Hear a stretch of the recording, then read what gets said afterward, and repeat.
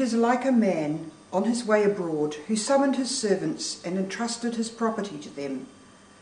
To one he gave 5 talents, to another 2, to a third 1, each in proportion to his ability. Then he set out. The man who had received the 5 talents promptly went and traded with them and made 5 more. The man who had received 2 made 2 more in the same way. But the man who had received 1 went off and dug a hole in the ground and hid his master's money. Now a long time after, the master of those servants came back and went through his accounts with them. The man who had received the 5 talents came forward, bringing 5 more. "Sir," he said, "you entrusted me with 5 talents. Here are 5 more that I have made." His master said to him, "Well done, good and faithful servant. You have shown you can be faithful in small things. I will trust you with greater. Come and join in your master's happiness."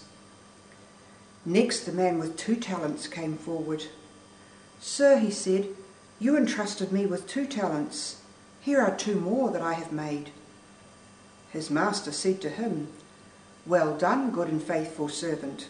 You have shown you can be faithful in small things. I will trust you with greater. Come and join in your master's happiness." Last came forward the man who had been given 1 talent. "Sir," he said, "I had heard you were a hard man, reaping where you have not sown, and gathering where you have not scattered. So I was afraid, and I went off and hid your talent in the ground.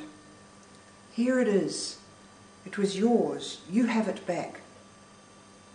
But his master answered him, "You wicked and lazy servant.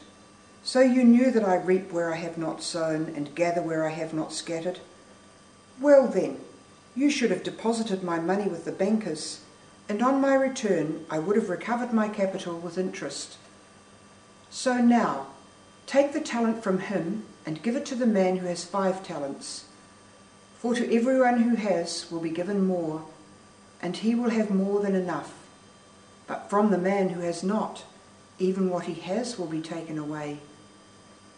As for this good-for-nothing servant, throw him out into the dark, where there will be weeping and grinding of teeth." Oh my goodness. So what do I do with my talents? I feel a bit sorry for the poor fellow who put the money in the ground because he was a bit afraid of his master. I think sometimes we all do that at times. We kind of cringe and hide away a bit. But really, we are being invited here to experience the lavishness of God and to be lavish in return.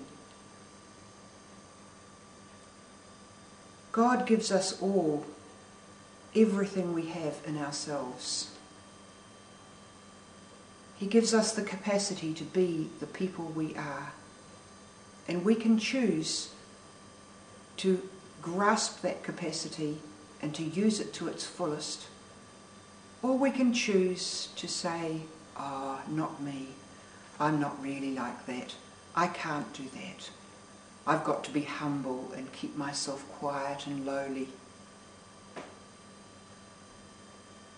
For me, that's a false reading of being humble. Being humble is acknowledging the gifts and talents I have and using them for the good of others, not just for myself. The man with the 5 talents used his talents for the good of his master.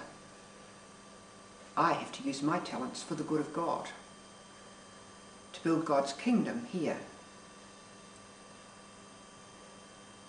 If I don't, if I think I have to be humble and just sit on those talents and hide my light under a bushel, I'm not being the person God's calling me to be. So I guess one thing I get out of reading this is that I am going to be accountable when the time comes, and I don't know when and how, and it may even be to some extent here while I'm living this life. When the time comes and I'm going to be measured, am I going to measure up? Or am I going to be one of those people who's cringed and hidden away and not put myself out there to spread the reign of God? Something for me to think about, and I hope you too. May your week go well.